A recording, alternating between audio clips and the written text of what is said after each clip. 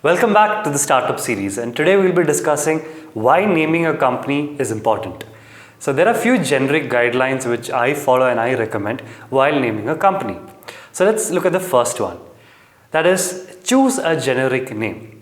Now, why I recommend choosing a generic name is because, see, not all startups might be successful, or rather the first try that you give, or the first product or service that you try to make might not be successful all the time. If at all you have to divert or pivot your ideas, then having a very specific name for a startup might not suit well. So let me give you an example.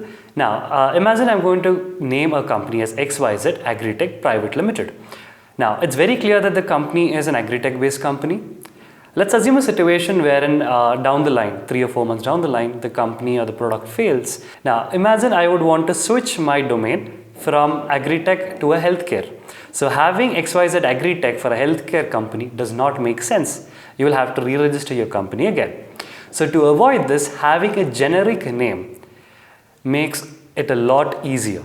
Second thing is, once you have discovered or identified your name, which is in generic, next thing to be taken care is to check if this name is available. So if at all you are in India, then you need to check out with ROC, or Registrar of Companies, and or the MCA portal. Now they will be able to let you know if the company name that you have decided is actually available for a private limited company. Parent company's name can be different, and your product's name or the services can be also different.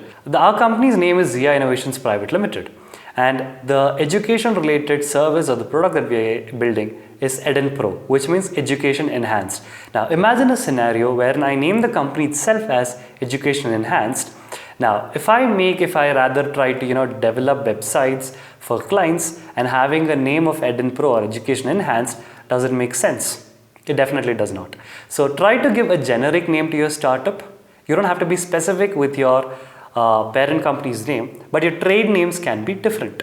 So once you have verified your company's name with the Registrar of Companies, and if it's available, next thing would be the domain name that you plan to choose and your ranking on Google.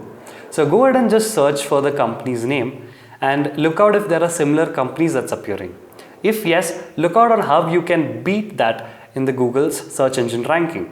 Another thing would be look out for available domains. Now try not to choose domains like .net, .xyz, .biz, because they are not very popular. So look out for things like .com, .co.in if it's specific to India, or .co.uk depending on your country. So it's preferred to have a .com domain. I know this is a quick video on naming your companies, so I hope this benefits you on the long run. Thank you.